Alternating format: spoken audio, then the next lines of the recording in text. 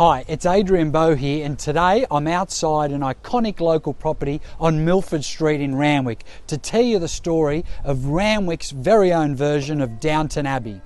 Yes, Nugal Hall, right behind me here, has been known by locals for years as Randwick's Downton Abbey, having been built in 1853, or rather the southern portion of the property was certainly built in 1853, but the northern portion being added some 30 to 40 years later. Designed by the local architect Mortimer Lewis, who also designed Randwick Racecourse itself and also the Darlinghurst Courthouse. It was built for Alexander MacArthur, who was given a 207-acre grant of land in 1851. That block of land stretched all the way from Judge Street to Belmore Road to Allison Road to Mears Avenue.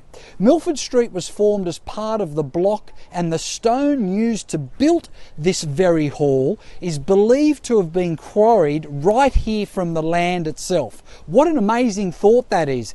An abundance of sandstone in the ground, dug up hand by hand by a huge team of workers and built brick by brick from where the stone had been quarried. In 1883, the house, Nugal Hall, was bought by the owner of the Coogee Hotel at the time, Dr. Fred Tidswell, who lived here until 1903. It also housed Randwick Mayor Mr. Magnus Peden from 1865 to 1872. His son, barrister Sir John Peden, and movie entrepreneur Charles Cousins Spencer. In fact, the story of Charles Spencer is so extraordinary that I will tell it in a separate video episode altogether. Now, in 1918, at the end of the Great War, due to the vast numbers returning from World War I, it was turned into a Red Cross hospital behind me here, and it was a convalescent home for the returning military personnel. Now, in 1921, it became a private house once more, and in 1957, the Randwick Historical Society was formed by Neil Pillars, with Nugal Hall as its headquarters. Now, in 1978, the Campion family purchased the property, by which point it had become a series of 5 flats, including being the base for the Malaysian embassy.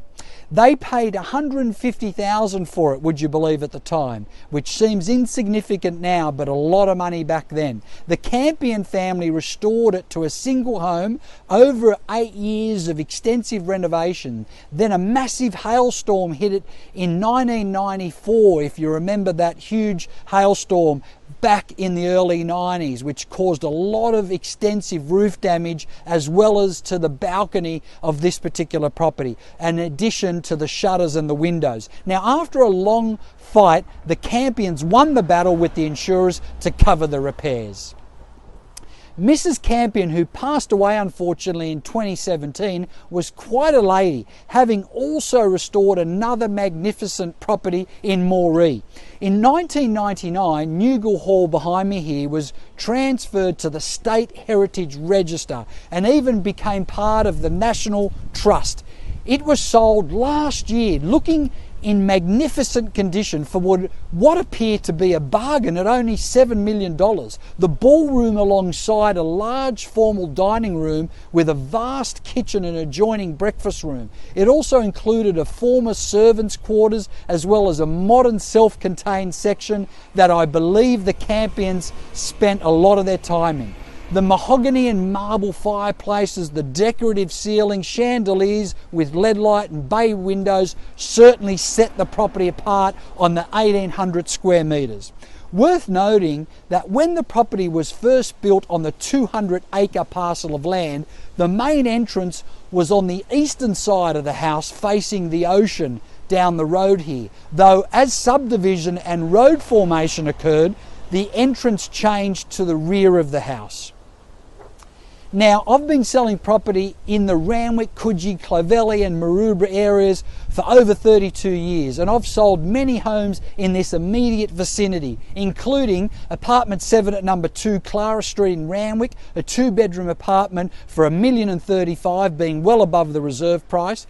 Unit 2 at 47 Coogee Bay Road in Randwick, a 3-bedroom unit with no parking for over $1.5 million. 9 at 6 Botany Street, Randwick, a 60 square metre 2-bedroom unit for $956,000, also being over the reserve price.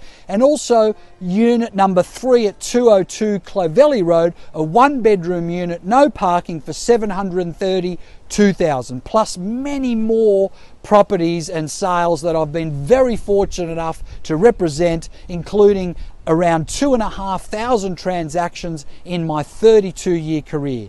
I hope you and your families are managing okay during this lockdown period. Eventually the city will get back to its vibrant best and you'll be able to get out and about and enjoy this beautiful eastern suburbs area again. Stay safe, stay healthy, keep smiling, and always remember your home is worth more with Adrian Bo.